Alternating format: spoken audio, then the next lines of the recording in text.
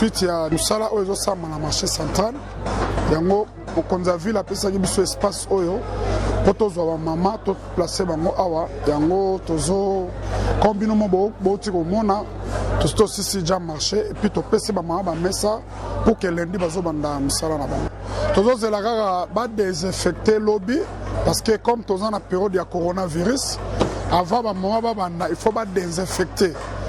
désinfecter wenzo nyonso lobi na bamabaya po epi lundi babandi musala bamama bakota sous doute te parce que eza na bato oyo baza na baintoxication ya mabe bamama bango wana bazwi baplace bamama bazwi baplace bauti marché central so tolongwe awa toke na kabinda tobanda misala depuis avant-hier ezo évolué dans 10 jours tosisa na kabinda kuna mpona bamama tombola na bamama oyo ya bitula rwakading na bamama oyo ya basinga courant.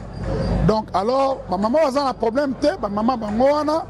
basi bazwi ba place awa to retenir 4 pavillons pavillon 2 on va oteka ba super tozu quelque bato ba super awa tozu bato bijoux en or baza awa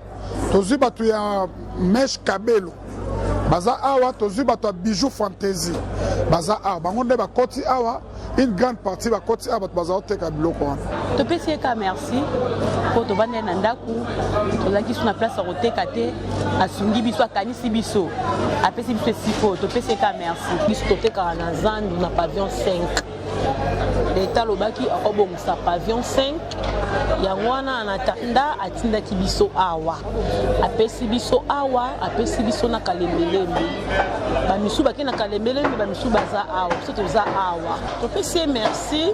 parce que nga bongisa biso zandu munene soki esi tokozonga topesi merci po akanisi biso pesi biso espace awa ntango nowa tongaka masuwa abengaka bato baya kokota bato misusu baboyaki biso bato tokoti na masuwa biso ye biso toteka kabelo tozana bato basaki tozana bato nyonso tozana bato ba bijoux tozana bato ba super toza awa tozwi ba mesa